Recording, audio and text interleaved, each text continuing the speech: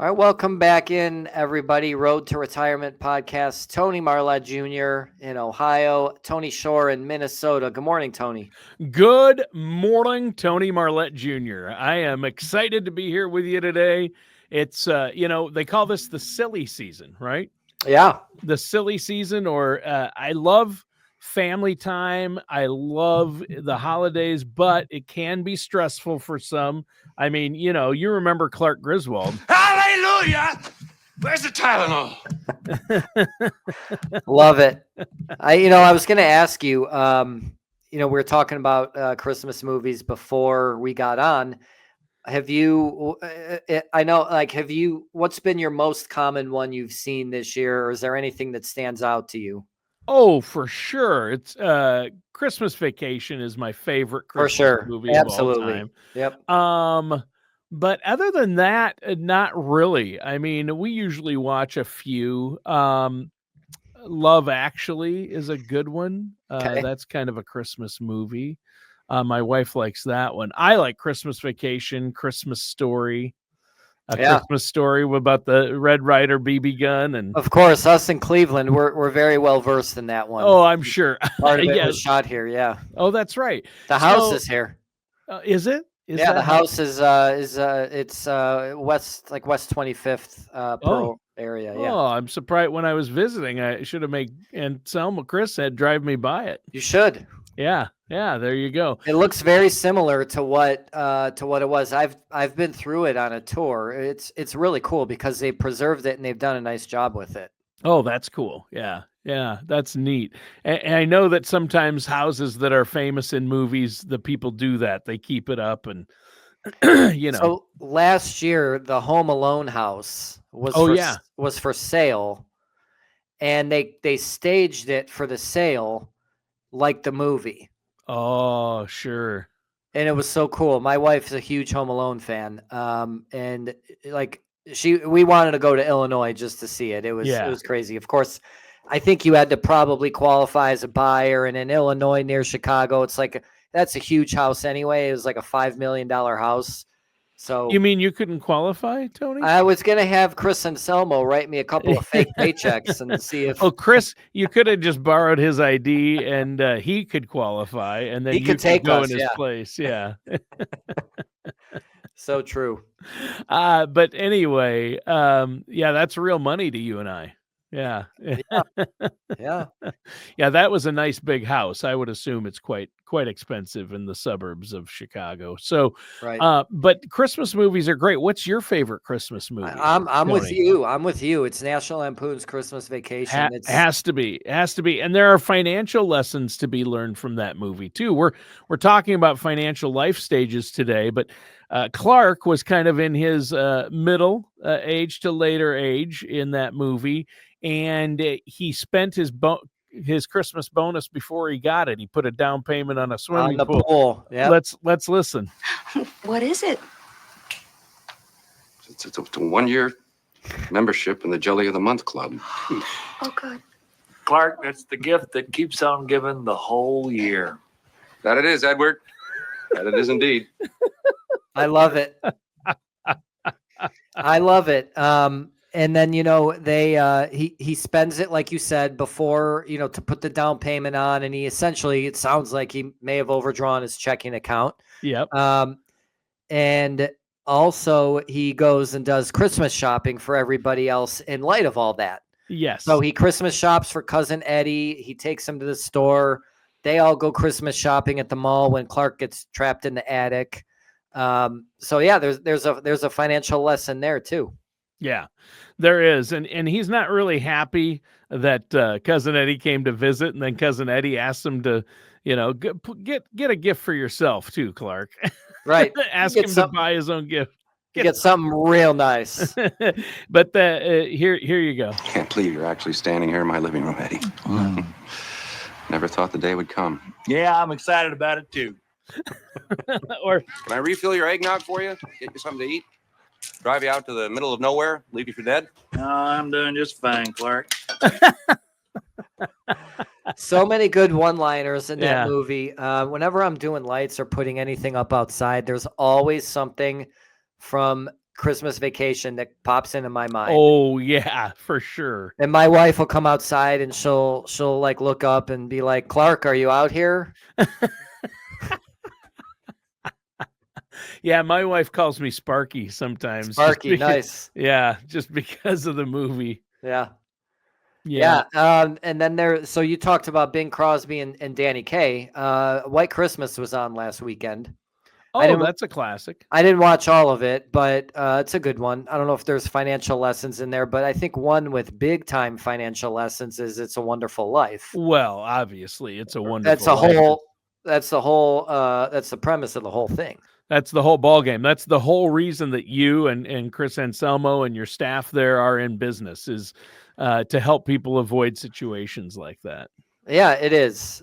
So when we talk about our financial life cycles, our first one, probably pretty obvious. You're looking at your first career post-college or your first job in whatever your career is going to be. Maybe you're not even into your career yet, and that's fine. Everybody's, got a different path. I think some things to focus on in that first job are making sure you're contributing to a 401k if they offer one, or a simple IRA, whatever the company retirement plan is. And the biggest thing on that, Tony, is getting a matching contribution from the employer for that amount. We're not talking about going above and beyond that amount yet, but contributing at least enough just to get up to that match.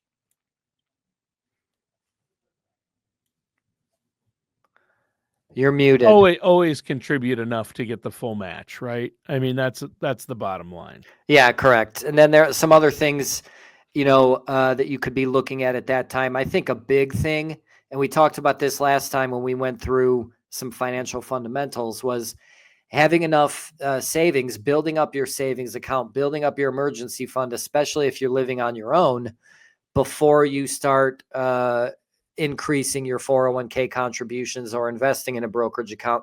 Make sure that you have emergency savings. 6 to 12 months of expenses is usually a good one to go on, maybe 3 to 6 months if you're working pretty steadily. So I think those are that as far as the first step goes, you're going to want to have those savings and emergency funds, 401k, and then start chipping away at any debt that you might have. Yeah. Yeah, debt's a big one. And so that's huge.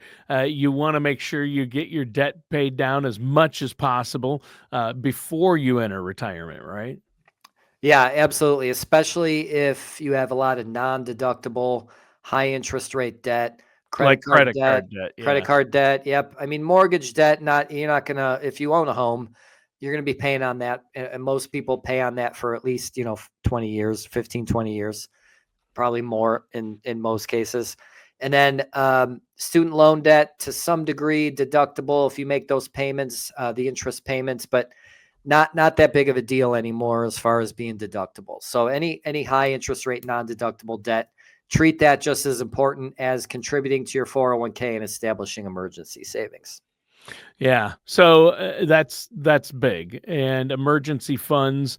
So make sure you're contributing to your company match to get the full 401k match, pay down debt, and save. I think we should have t-shirts made for Brookside that say "Save early, save often."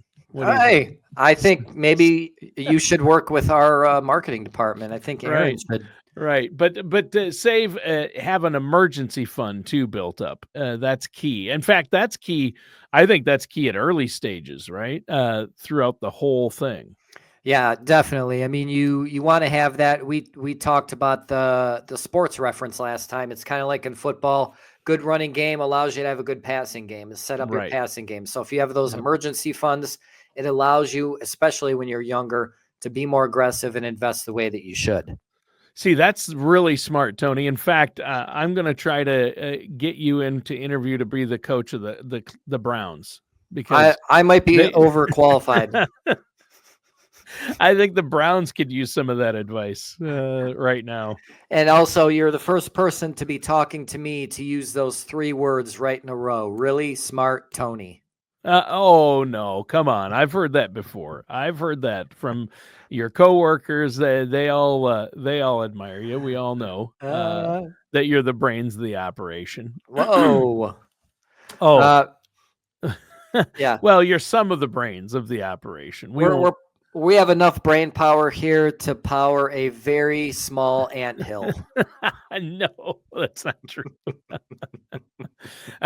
Chris Anselmo is literally one of the smartest people I've ever met. Yeah, without a doubt. We sing Chris's praises and we bust his chops all the time. I mean, an attorney, a CPA, a financial planner. I mean, I wish he could do more, right? I mean, some days it's like, he's actually a pretty handy guy too. Like he knows his way around, doing projects and. Oh, really? Like handyman stuff. Yeah, and he's got a whole set of stuff here. We have like cabinets of tools here. Yeah, wow. That I would have never guessed that about Chris. That's amazing. Yeah. I didn't know that. I mean, I thought he was so focused on the number stuff and the attorney stuff and the tax stuff.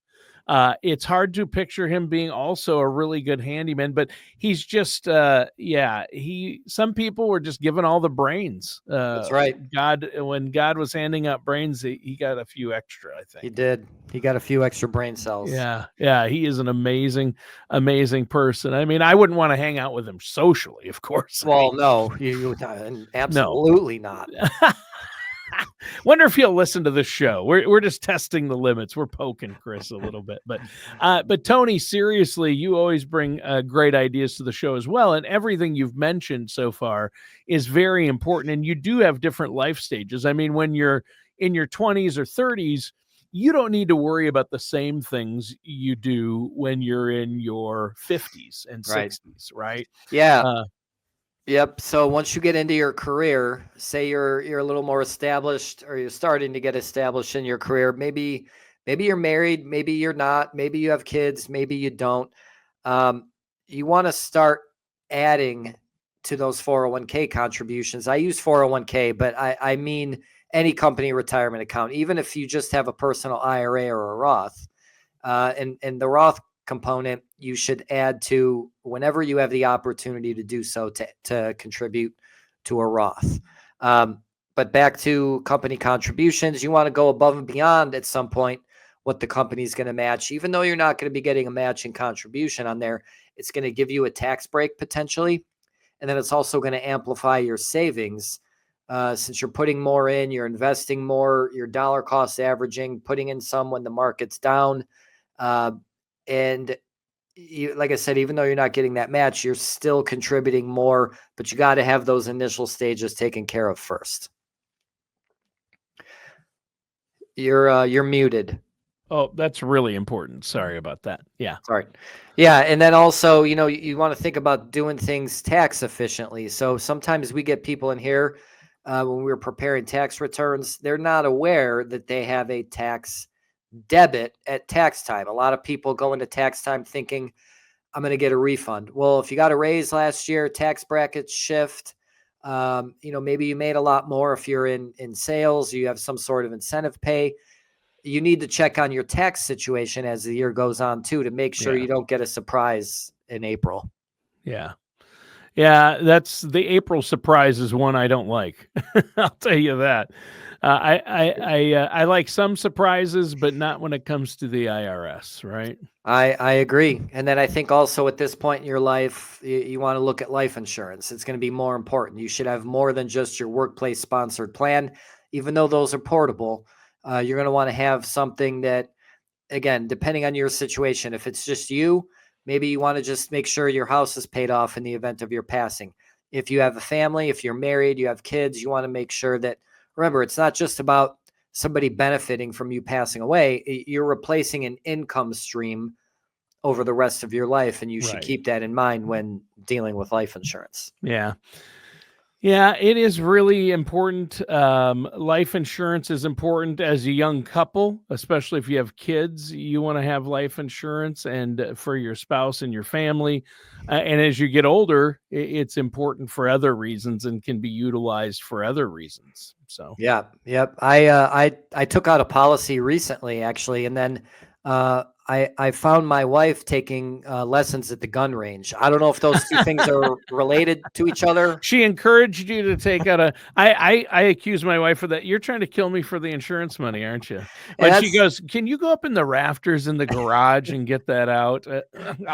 I'll be out there in a second to hold the ladder. And I go, you're just trying to kill me for the insurance money at this point. Right. I think that's like the default motive. So when like there's a murder charge against somebody, that's like the default motive for everybody. Yeah. Oh, they were just after the insurance money. Let's just go with that. Yeah, exactly.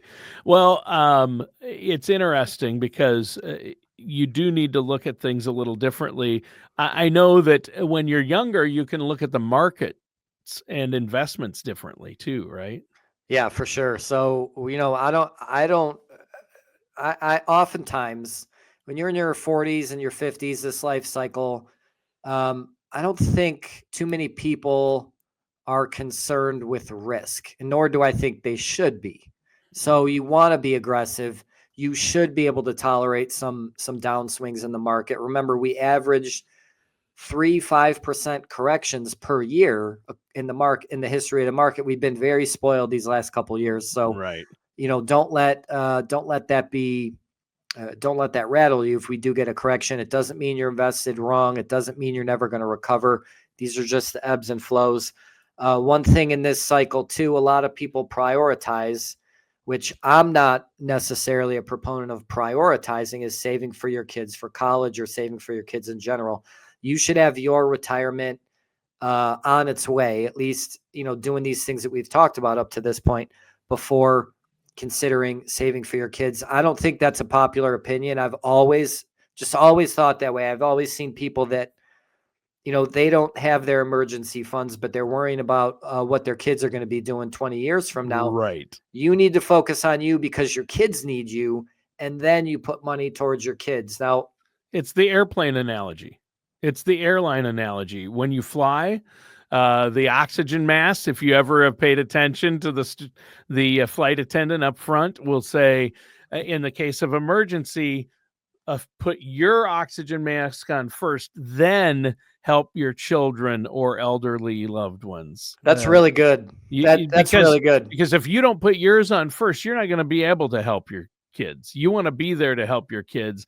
And if you don't financially take care of yourself, you're going to put an undue burden on your kids when you're older. And they need to learn to fly on their own at some point too. So if you're covering costs for your adult children, you're not helping them or yourself. That's right. I'm going to use that. That's really good. Yeah.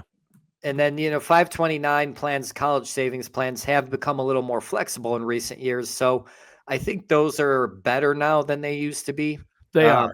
They are. My wife and I have utilized them, and they've really improved them. From when we started, it was just basically, it was an account you put money into. And if you work with a financial professional like yourselves, you guys had better, more efficient ways. But 529 plans can be great for saving for your kids for college, but not in sacrificing putting, if you can't put anything into a retirement account or an emergency fund, but yet you're funding your kids' college fund, right? That's a no-no. Your kids can get jobs and work their way through college. Lots of right. People have. Well, that's a great point. I always tell people, you can finance college. You cannot finance your retirement or an emergency. So right. Prioritize those things before you start worrying about the kids, whether they're your kids or nieces or nephews or anybody else.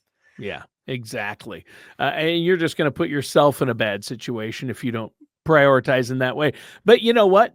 Tony, it's easy for us, you and I, the two Tonys, to sit here and say, right. Hey, put this ahead of your kids. And as a parent, we're both parents. Mm-hmm. It's you'd do anything for your kids, and it's easier said than done.